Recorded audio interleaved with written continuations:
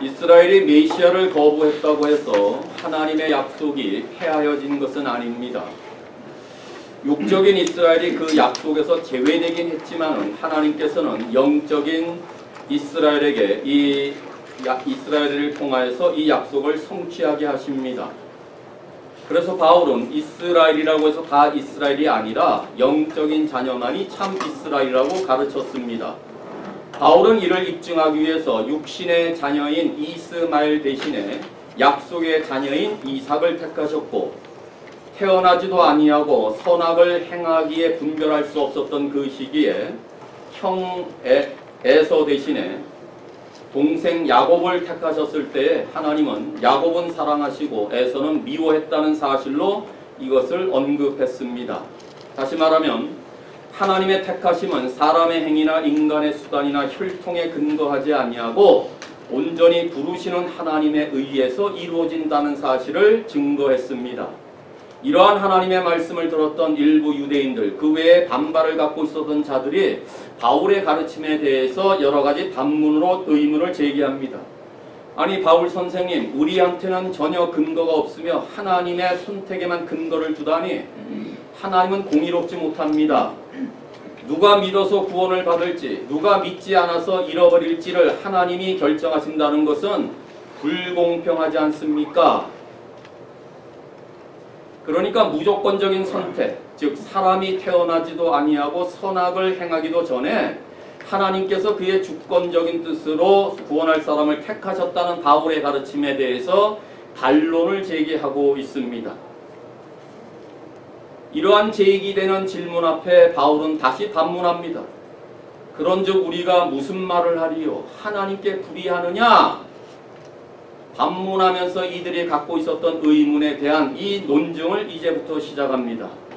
바울은 이 문제를 어떻게 논증을 할까요? 하나님께 불의가 있느냐? 절대 그럴 수 없느니라. 원하는 자를 주권적으로 선택하시는 하나님께 불의란 결코 있을 수가 없다고 바로 단호하게 답을 달고 있습니다. 그러므로 하나님의 주권적인 선택은 절대로 불의하지 않습니다. 우리가 구원을 얻도록 선택받은 것은 인간적인 수단이나 행동에 근거를 둔 것이 아니라 오로지 하나님께 근거를 하고 있습니다. 어떤 사람이 예수를 믿어 구원을 받게 될지, 어떤 사람이 예수님을 거부하여 잃어버리게 될지는 모두 하나님의 주권적인 뜻이라는 말입니다. 그런데 선택의 교리는 우리들이 자란 환경과는 너무나 다르기 때문에 이걸 믿기란 굉장히 쉽지 않습니다. 반면에 알면서도 복된 소식이라 여길 만큼 우리는 그렇게 생각하지 않습니다. 왜 그럴까요? 우리의 교육 방식이나 우리의 지금 자라난 모든 환경 가운데 세상적 가치관이 우리를 다 지배하고 있기 때문에 그렇습니다. 우리의 생각은 하나님의 말씀을 진리로 대하기 이전에 내 생각, 세상의 가치관으로 먼저 지배를 받은 생각으로 이 논리를 자꾸 풀기 때문에 그렇습니다. 그러니까 하나님의 뜻이 아니라, 하나님의 뜻이 우선이 아니라 세상 가치관이라는 이 삶에 익숙해져 있기 때문에 하나님의 선택의 교리 앞에 우리 자신은 말씀하시는 하나님 대신에 자꾸 우리 자신이 모든 것을 좌지우지하려고 하기 때문에 그렇습니다. 그래서 이 선택의 교리를 들을 때마다 감격하기보다는 이상하게 많은 사람들이 불편함과 반감을 일으킵니다. 말이 안 된다. 사람의 행위와 전혀 상관없이 하나님이 일방적으로 택하신다면 그게 불공평한 것이 아니냐. 도대체 이스마엘이 무엇을 잘못했다고 이스마엘 대신에 이삭을 택하느냐. 에서보다는 야곱이 훨씬 더 나쁘다고 생각했는데 거짓말하고 속였는데 야곱을 택하는 것이 불공평하지 않으신가? 이것이 언제나 선택의 교리 앞에 갖고 있는 반발심입니다. 왜 그럴까요? 한마디로 타락한 죄인은 하나님의 주권을 인정하지 않으려 하기 때문에 그렇습니다. 사실 선택의 교리보다 감격적이고 더 복된 말씀이 어디에 있습니까? 한번 생각해 보십시오. 대한민국은 이스라엘이 아니었습니다. 우리는 선민도 아니었습니다. 우리는 직접 하나님께로부터 말씀을 받은 사람들이 아닙니다. 우리에게는 약속이 없는 백성들이었습니다. 우리의 조상들은 우상을 섬겼습니다. 우리는 불교와 유교의 영향 아래서 공부하며 여기까지 왔습니다. 우리 민족은 100여 년 전만 해도 흑암 가운데 있었던 자들이었습니다. 인정하시죠? 그럼에도 불구하고 이전의 삶에 있었던 우리 한국 땅의 이런 모든 것들을 생각하면서 그럼에도 불구하고 구원의 하나님께서 저와 여러분들을 선택하셨습니다.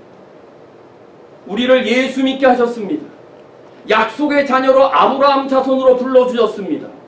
이것이 얼마나 놀랍습니까? 그야말로 복이 아닙니까?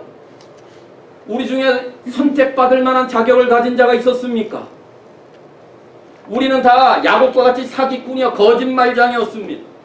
겉으로는 멀쩡하게 보일지 몰라도 우리의 속으로는 죄악이 가득한 사람들이었습니다. 그런 하나님을 우리를 왜 사랑하십니까? 하나님께서 왜 나 같은 인생을 택하셔서 오늘 이 아침도 예배하는 자로 세우셨습니까? 우리 모두가 육신의 자녀가 아니라 약속의 자녀가 되었기 때문에 그렇습니다. 우리는 사람의 뜻으로 태어난 육신의 자녀로서 이방인으로 태어났을지라도 하나님께서 창세전에 우리를 아시고 예정하시고 부르시고 선택하셔서 예수를 믿게 하셨습니다. 이러한 사실을 확신한다면 선택의 교리야말로 복된 소식이 아닐 수가 없습니다. 그런즉 하나님께 불의가 있겠습니까? 없습니다. 그렇다면 왜 무조건적 하나님의 주권적 선택의 교리가 복된 소식이 됩니까? 이 교리가 복된 소식이 되는 이유는 아무리 악한 불신자라도 복음을 듣고서 저는 너무 악해서 선택받을 수 없다고 말할 수 없기 때문에 그렇습니다. 그러니까 하나님의 선택은요, 우리가 얼마나 많은 죄를 지었던지 죄를 짓지 않았든지에 근거하지 않는다는 말입니다. 죄가 아무리 많다 한들 그것이 우리가 선택받지 못하는 근거는 절대 아니 된다 그 말이에요. 왜? 선택은 하나님의 주권에 달려있기 때문에 그런 거지 우리의 죄의 유무와 상관없다 그 말입니다. 그러니 택하심은 오직 하나님의 일입니다. 그래서 말하잖아요. 누구든지 주의 이름을 부르는 자는 다 구원을 받습니다. 이 누구든지가 뭡니까? 선을 행했든지 악을 행했든지 죄악을 많이 범했든지 그렇지 아니하든지 그 사람이 부귀하든지 의로운 자든지 다 합니다. 그 자들이 전부 다 주의 이름을 부르면은 구원을 받는 것이에요. 우리의 죄악의 유무와 상관이 없다 그 말입니다. 그러니 자신이 너무나도 많은 죄를 지어 선택받을 가능성이 없다고 느끼며 절망하는 영혼들에게 무조건적인 하나님의 선택은 이처럼 복된 소식이 된다 그 말이에요. 주권적인 하나님의 선택이 복된 또 다른 이유는 이런 것입니다. 우리가 믿음을 통해서 은혜로 말미암아 하나님의 사랑을 받고 죄 사함과 의롭다함을 얻으면서 내가 주님께로부터 용납받았다는 사실을 확신한다면 선택의 교리에는 우리 구원의 뿌리가 영원까지 뿌리 박혀 있음을 보장하기 때문에 이 땅에서도 확신 있게 살 수 있다 그 말이에요. 그래서 우리의 구원이 조건적이거나 쉽게 깨지거나 혹시 앞으로 우리의 믿음의 여부에 따라서 우리 선행에 의해서 좌우될 일이 전혀 없기 때문에 선택의 교리는 그렇게 기쁘다 그 말이에요. 더 나아가서 이것이 기쁨의 소식이 되는 이유는 우리는 하나님을 찬양하는 데서 가장 큰 기쁨을 얻도록 만드신 존재이기 때문에 그래요. 이사야서 보시면은 이 백성은 내가 나를 위하여 지었나니 나를 찬송하게 하려 한다. 그런데 우리가 찬송할 수 없는 자가 되어버렸어요. 죄 때문에. 하나님이 우리를 원래 지으신 것은 하나님의 영광을 찬송하게 하는 자로 만드셨어요. 그런데 우리 모두를 하나님이 택하셨다는 것은 다시 하나님을 찬송하는 자로 만들었다는 것입니다. 그래서 이제는 하나님의 영광을 찬양하며 주님을 높이는 그 기쁨 속에서 내 자신이 누구인지를 알게 되어 참된 행복과 참된 평강을 누릴 수 있게 되었다. 이것이 선택을 통해서 오는 우리의 큰 기쁨의 소식입니다. 그래서 바울이 말하잖아. 이는 그의 사랑하는 자 안에서 우리에게 거저주시는 바 그의 은혜의 영광을 찬미하게 하려. 우리의 선택의 마지막은 목적은 하나님의 은혜의 영광을 참여하게 하는 그런 자로 허락했다 그 말이에요. 12절에서도 이는 그리스도 안에서 전부터 바라던 우리로 그의 영광의 찬송이 되게 하려 하심이라. 이 본문을 기억하시면서 우리가 전에 어떤 자였는지를 아셔야 돼요. 전에는 우리는 하나님의 영광 이름을 부른 적이 없었어요. 하나님의 영광 그 자체가 이미 없었어요. 죄로 말미암아 하나님의 영광에 이르지 못했더니 영광과는 전혀 상관없는 자였어요. 그러나 이제는 하나님 나라의 상속자가 되어 하나님의 영광을 찬미하게 되는 것이야말로 선택은 그야말로 복된 소식이 아닙니까? 그러므로 하나님의 주권적인 선택은 불의하거나 불공평한 것이 아니라 오히려 가장 큰 기쁨의 소식이 되는 것입니다. 우리의 이해가 쉽든지 어렵든지 간에 선택의 주체는 내가 아니라 하나님이십니다. 하나님이 나를 택했습니다. 하나님이 택한 것은 그의 결정입니다. 하나님의 선택은 내 행동이나 내 자격이나 내 노력으로부터 시작된 것이 아니라 하나님이 먼저 나를 예지하시고 하나님이 먼저 나를 사랑하시고 하나님이 먼저 나를 부르시되 그의 기쁘신 뜻대로 선택하셨습니다. 따라서 선택은 선택받지 못한 자들에 대해서 하나님이 버려두심을 말하는 것이 아니라 선택받은 자들에게 주시는 하늘의 복임을 다시 한번 확신할 수 있기를 바랍니다. 그러니 하나님께 불의가 있을 수가 없고 선택을 통해서 하나님이 불공평하다고 감히 말할 수가 없다는 바울의 논증이 바로 이와 같습니다.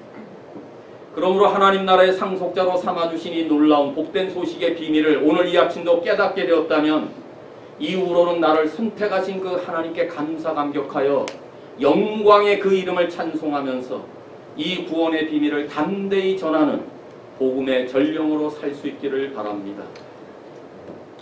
이제 바울은 주권적인 선택에 따른 하나님의 의에 대한 논증을 시작합니다. 한글 성경의 15절에서는 생략되었던 하나의 단어는 왜냐하면이라는 단어가 있습니다. 다시 말하면 14절을 받아서 나오는 문장입니다. 하나님께 왜 불의가 없느냐? 왜냐하면 그 이유를 달고 있습니다. 앞에서 하나님께 불의가 있느냐? 그럴 수 없느니라. 왜냐하면 다시 말하면 하나님께 불의가 있을 수 없다는 이유를 말하면서 하나님 왜 불의하지 않느냐? 왜냐하면 하나님께서 모세에게 이르시되 내가 긍휼히 여길 자를 긍휼히 여기시고 불쌍히 여길 자를 불쌍히 여겼기 때문이다. 이렇게 말하는 것이죠. 하나님이 왜 불의하지 않습니까? 긍휼히 여길 자를 그냥 긍휼히 여겼기 때문입니다.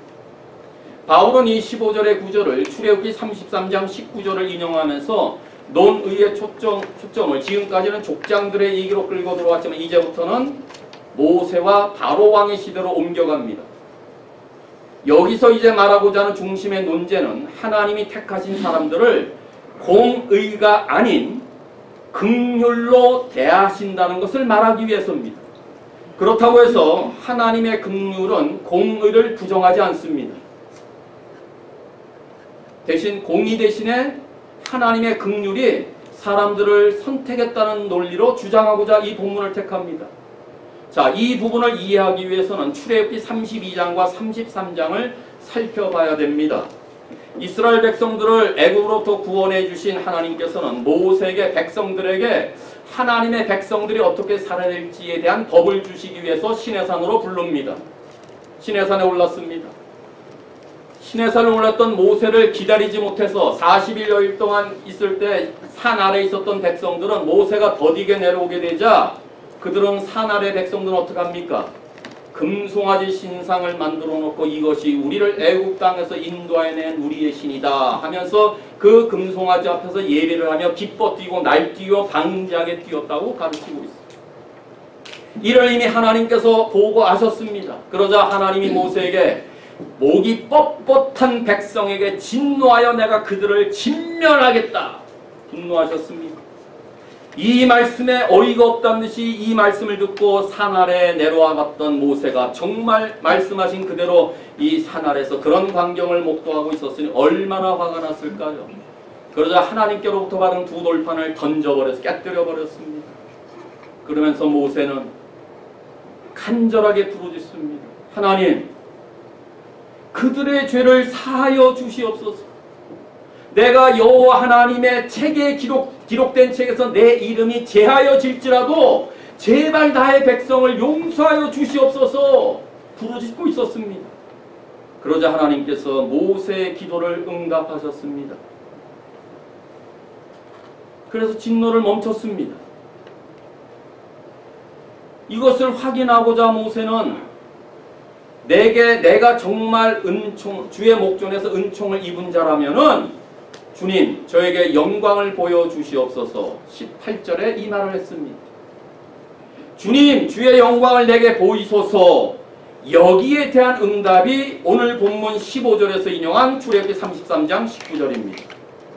그래서 32장 33장을 이해하셔야 왜 15절에서 출애굽기 33장 19절을 인용했는지를 아는 것입니다. 봐요. 하나님이 금송아지를 섬겨있는 백성들을 진멸해도 우리는 할 말이 없습니다. 이를 위해서 모세가 중보적인 기도를 한 것입니다. 제발 우리 백성을 용서하여 주시옵소서. 근데 정말 용서해 주셨습니다.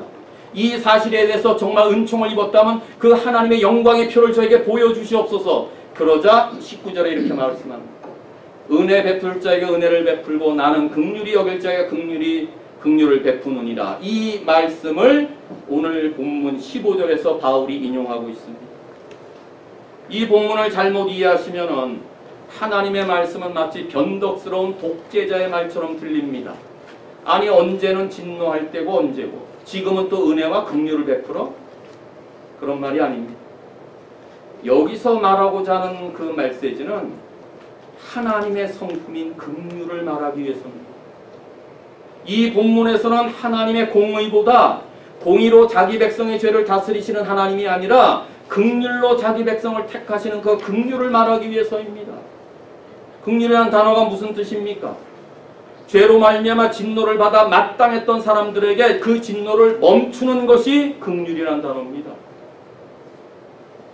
다시 말하면 긍휼은 분에 넘치는 것을 받게 된 것입니다. 죄로 진노를 받아 마땅했던 자에게 그게 아닌 다른 것을 받는, 과분한 것을 받는 거예요. 이게 긍휼이에요. 반면에 긍휼을 베푸는 사람의 뜻은 언제나 주권적인 뜻에 달려있다는 것을. 그러니까 하나님이 택한 사람들에게는요, 공의가 아닌 긍휼로 베푸신다는 것을 불의하다고 말하는 것은 하나님의 속성상 모순이 된다는 것이 바울의 논증입니다. 그래서 하나님께 불의가 있느냐? 그럴 수 없느냐. 그렇다고 이 본문에서 공의가 없는 것이 아니에요. 출애굽기 32장 33절에서 그렇다고 하나님께 공의가 없다고 말하는 것이 아닙니다. 만일에 하나님께서 공의로 이스라엘 백성들을 대하셨다면 이스라엘 백성들은 모두 죽었을 거예요. 이게 공의예요. 하나님 대신에 금송아지를 숭배하는 이스라엘 백성들을 향해서 하나님께서 진노를 퍼부으셨다 한들 공의의 하나님을 불의하다고 말할 수 있겠느냐? 없어요. 죄 많은 사람 언제나 공의로 진멸받게 돼 있기 때문에 그래요. 하지만 하나님께서 사랑으로 이스라엘 백성을 대하셨기 때문에 그들 모두는 살았습니다. 이것을 말하게 될 때에 긍휼히 여길 자에게 긍휼을 베풀었다 라고 말하는 거예요. 그러니까 하나님께서는 긍휼로 대하셨다고 해서 공의를 부정하는 것은 아니다. 하지만 내가 긍휼히 여길 자를 내가 긍휼히 여겼을 뿐이다. 그걸 말하는 것입니다. 우리의 입장을 바꿔놓고 생각해 보십시오. 우리는 죄로 말미암아 죄의 싹이 사망인고로 다 죽었던 자입니다. 그래서 우리는 지금까지 우리 모두가 하나님의 진노 아래 있었다, 하나님의 심판 아래 있었다는 것을 확인했습니다. 그렇다면 하나님의 공의에 따라 멸망받아도 할 말이 없습니다. 왜? 죄의 삭은 사망이고 우리 죽었는데 그래서 공의에 따라 심판해도 우리 할 말 없어요. 또 죄인인 내가 긍휼을 받지 않았다 해도 할 말이 없어요. 하나님께서 모두에게 긍휼을 베푸시든지 일부에게만 베푸시든지 아니면 아무에게도 베풀지 않으시든지 그것은 하나님의 주권적인 뜻이다 그 말이에요. 그런데 하나님은 공의가 아니라 긍휼의 근거에서 나 같은 죄인들을 선택하시고 구원하셨다. 그래서 바울은 선택의 교리를 긍휼로 설명하면서 15절에 2번 긍휼의 글자를 긍휼히 여기고 16절, 18절 세 구절에 4번이라는 단어에 긍휼이라는 단어를 쓰는 거예요. 그러므로 언제나 하나님의 구원은 긍휼에 근거하는 거예요. 공의로 되었다면 여기 한 사람도 긍휼 얻을 자 하나도 없어요. 다 죽었어요. 죽었던 자를 하나님이 긍휼히 여기기 때문에 여기 오는 거예요. 그러니까 누구는 택했다, 누구는 안 택했다 말할 수가 없다 그 말이에요. 그러니까 내가 진노를 당하지 않고 긍휼로 여김을 받은 이 자체가 선택되었기 때문에 이 선택받은 그 자체가 그저 감사 찬송밖에 없다 그 말입니다. 그런 의미에서 전적 타락과 전적 부패의 인간들에게 있어서는 16절에서 그런즉 원하는 자로 말미암음도 아니고 다른 박질하는 자로 말미암음도 아니요 오직 긍휼히 여기는 하나님으로 말미암음이라 라고 말씀하신 것처럼 모든 죄인들은 하나님의 긍휼밖에는 기대할 것이 없다 그 말이에요. 그러면 원하는 자로 말미암음이란 말이 뭘까요? 예를 들어 이러는 거예요. 마치 물에 빠져서 죽어가는 사람이 아무리 살기를 원한다고 발버둥 친다 할지라도 자력으로는 구출될 수 없듯이 인간이 아무리 자기가 구원을 원한다고 할지라도 하나님의 긍휼하심이 없다면 이루어질 수 없다 그 말이에요. 또 다른 박질하는 자로 말미암는단 말은 인간이 아무리 구원을 얻기 위해서 많은 노력을 행하고 많은 선행을 행하고 많은 좋은 일을 한다 할지라도 불가능한 것이기 때문에 긍휼히 여기시는 하나님이 아니고서는 구원을 얻을 수 없다. 그게 16절. 그러니까 뭐예요? 구원은 언제나 하나님의 긍휼에 달려있다. 이걸 말하는 거예요. 구원은 내가 소원한다고 해서 되는 것도 아니고 내가 뜀박질을 잘한다고 해서 이루어지는 것이 절대 아니다 그 말이에요. 하나님의 긍휼 때문에 이루어진 것이 우리의 구원이라는 것을 말하는 거예요. 그러니까 구원은 불쌍히 여겨주실 그 자를 불쌍히 여기시는 것이고 긍휼히 여길 자를 긍휼히 여기시는 하나님의 절대 주권에 달려있다는 것을 말하는 것입니다. 하나님께서 죽었던 우리들을 살리신 것은 긍휼히 여길 자를 긍휼히 여겨주셨기 때문입니다. 이게 하나님의 선택이에요. 하나님의 선택은 우리를 공의로 대하지 아니하고 긍휼로 대하셨기 때문입니다. 만약에 하나님이 공의로 우리를 대하셨다면요 우리 살 자가 하나도 없어요. 하지만 하나님의 긍휼로 여겨주셨기 때문에 우리가 다 살게 된 것이에요. 어떻게 알아요? 에베소 2장 4절 5절 읽어볼까요? 긍휼이 풍성하신 하나님이 우리를 사랑하신 그 큰 사랑을 인하여 허물로 죽었던 우리를 그리스도와 함께 살리셨다. 우리가 어떻게 살았어요?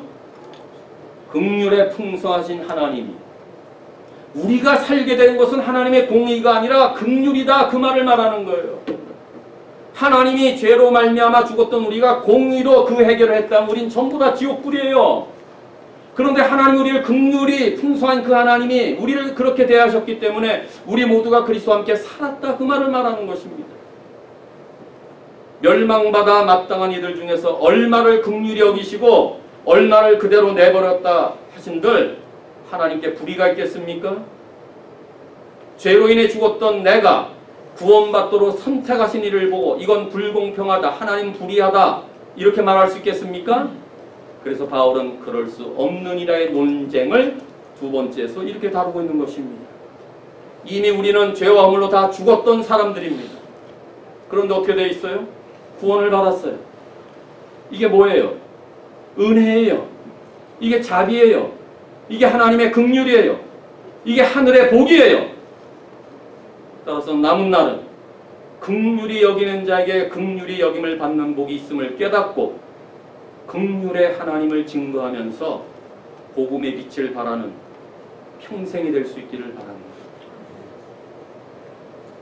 이어서 바울은 긍휼히 여김을 받은 사람 모세와 대조하여 완악하여 내버림을 받은 바로 왕의 이야기를 소개하고 있습니다. 먼저 18절에 그런즉 하나님께서 하고자 하시는 자를 긍휼히 여기시고 1차적으로 모세를 긍휼히 여기시고 반면에 하고자 하시는 자를 완악하겠다. 바로 왕을 말하는 거예요.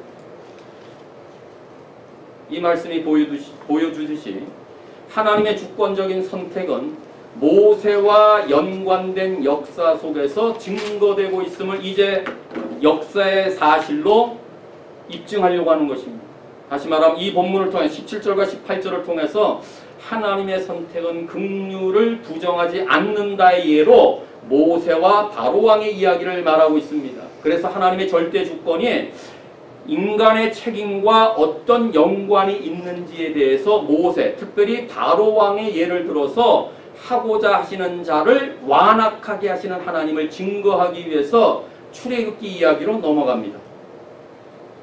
그런데 바울은 그 출애굽기의 많은 사건 중에 출애굽기 9장 16절을 택해서 17절을 인용합니다. 17절은 출애굽기 9장 16절을 인용하는 구절입니다. 성경이 바로에게 이르시되, 이 말은 9장 16절을 인용하는 것입니다. 그러니까 성경이 바로에게 이르렀단 말은 출애굽기 9장 16절에서 이렇게 말한다. 그러면 성경이 바로에게 이르렀다는 이 말은 하나님이 바로에게 이르시되, 그 말에 출애굽기 9장 16절을 인용해서 17절을 말씀하는 것입니다. 성경이 바로에게 이르시되 내가 이 일을 위하여 너를 세웠으니 곧 너로 말미암아 내 능력을 보이고 내 이름이 온 땅에 전파되게 하려 함이 하셨으니, 여기서 바로왕을 세웠다. 이 일을 위하여 세웠다라고 말합니다.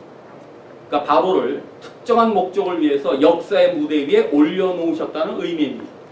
다시 말하면 바로왕을 구속사의 무대에 세우신 것은 그가 담당해야 될 역할이 있었는데, 그 역할은 바로로 말미암아 하나님의 능력을 보이고 하나님의 능력의 이름이 온 땅에 전파하도록 바로를 구속사의 무대에 올려놓으셨다. 출애굽기 본문을 끌어오는 것입니다. 그런데 출애굽기 9장 16절의 이 본문의 인용 구절은 아시는 대로 6번째 재앙에 사람과 짐승들에게 내린 독종 이후에 모세를 통하여 이 9장 16절을 말하는 것이에요.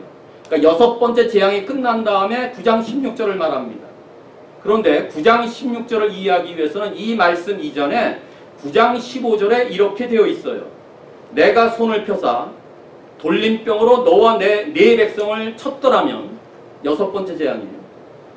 네가 바로예요. 세상에서 끊어졌을 것이야. 이 말씀에 이어서 16절이 나오는 거예요.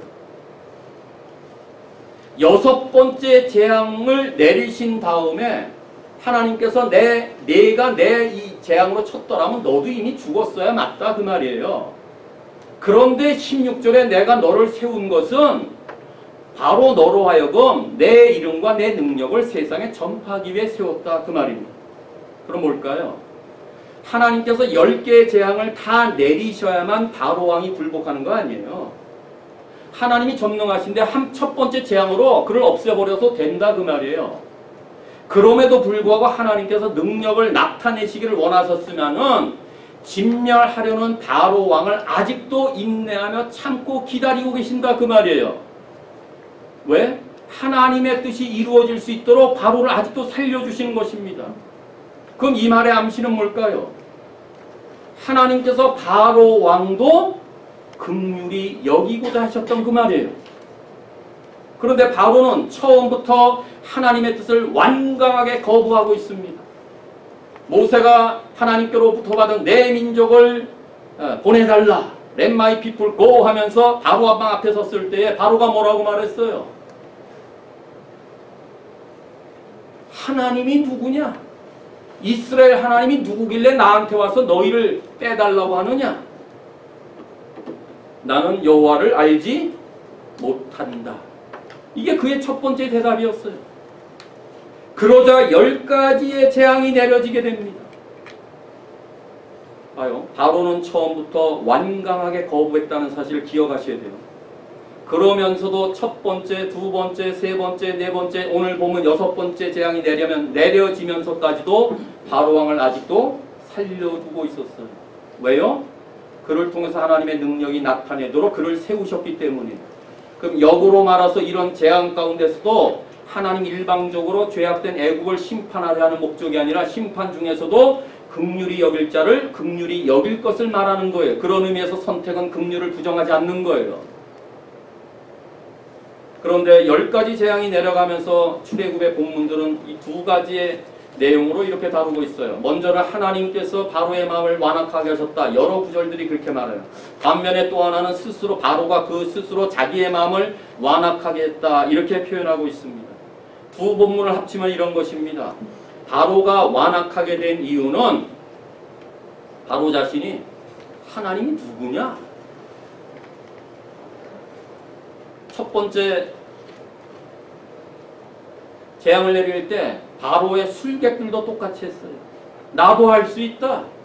세 번째까지 똑같이 흉내를 냈어요. 이스라엘 하나님 별거 아니네. 나도 내 신을 불러내서 살 수 있다. 교만이었습니다. 여호와가 누구길래 나보러 이래라 저래라 자기 백성을 보내라 말라 하느냐? 교만이었습니다. 결국 바로는 그의 마음에 하나님 두기를 싫어했고 모세가 전하는 하나님의 명령을 거부하게 되자 바로는 자기 스스로 완악하게 된 것을 말할 때 이렇게 씁니다. 다시 말하면 하나님은 바로를 완악한 게 아니라 바로가 스스로 자기의 마음이 완악하도록 허용하신 것입니다. 따라서 완악하게 된 것은 바로 왕 자신의 행위이지 하나님이 바로를 완악하게 만드신 것이 아닙니다. 완악을 자초한 것은 바로 왕이었습니다. 하나님이 누군가의 마음을 완악하게 하실 때는 그 완악한 사람을 직접 만들지 않으십니다. 단지 하나님은 완악하게 되고 싶은 그 사람들을 완악하게 되도록 그냥 내버려 두실 뿐입니다. 내버려 둠을 자초한 인간들은 이미 우리는 로마서를 상고한 대로 정욕대로 더러움에 내버려 뒀습니다. 부끄러운 욕심대로 내버려 뒀습니다. 상실한 마음대로 내버려 두었습니다. 이와 같은 말씀처럼 바로가 스스로 완악해진 것을 하나님은 내버려 두었다.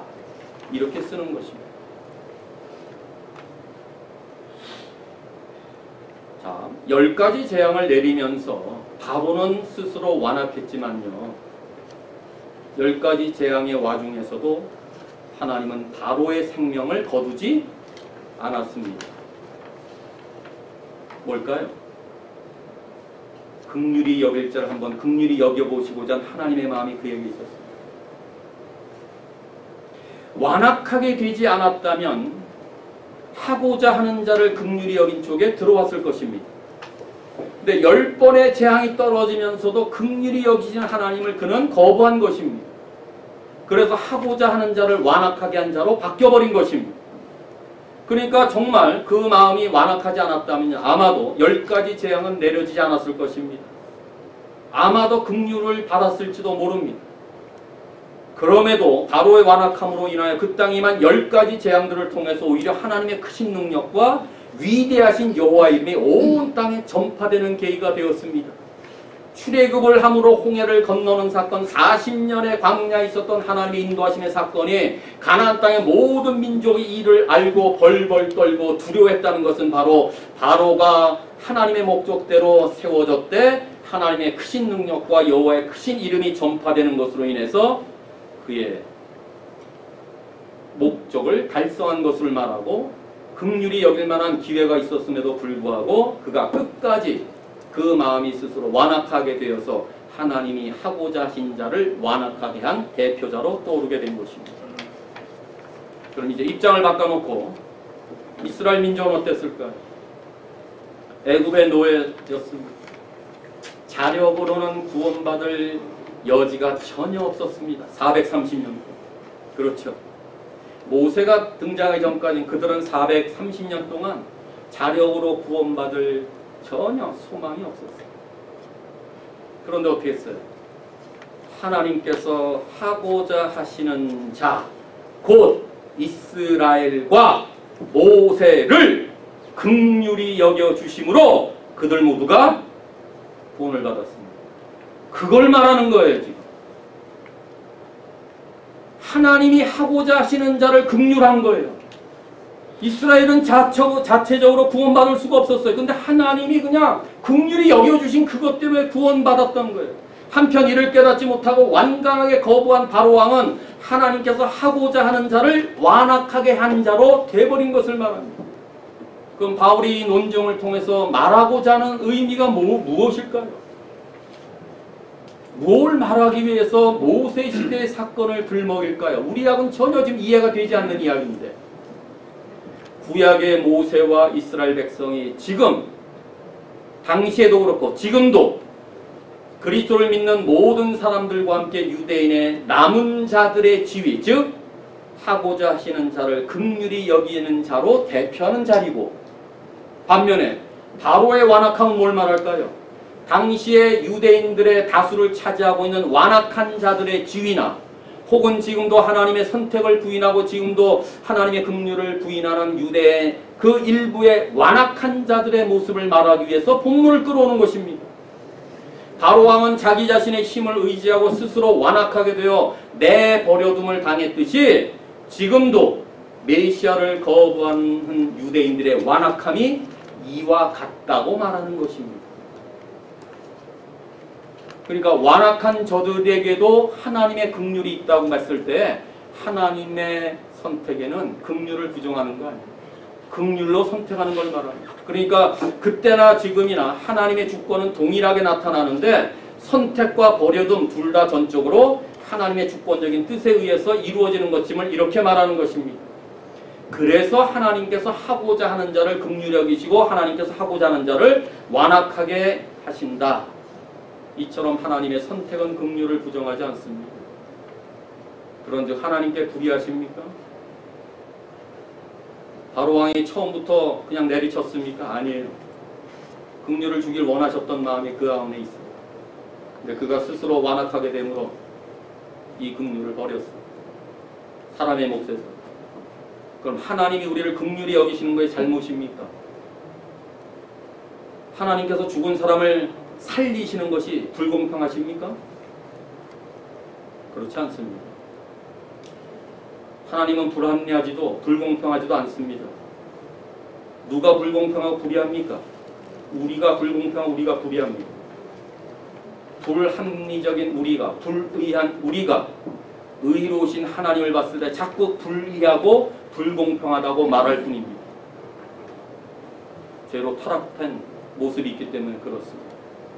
만일에 하나님께서 우리의 잘못을 매일 그의 기록된 책에 의해서 우리를 처단한다면 우리가 살겠어요? 그 책에 따라 하나님의 공의에 의해서 우리의 죄악을 날마다 처치한다면 오늘 이 자리에 나올 수 있겠어요? 그러니 은혜입니다. 이것이 긍휼입니다. 그래서 이것이 사랑입니다. 이것이 우리를 향한 하나님의 놀라운 복입니다. 이것이 우리를 향한 하나님의 절대적인 주권의 선택입니다. 따라서 약속의 자녀가 되어 하나님을 찬양하는 백성이 된 것을 확신하시면서 이것이 선택하신 하나님의 긍휼 때문임을 알아서 평생 감사하며 참으로 복음의 빚진 자의 삶을 살 수 있기를 바랍니다.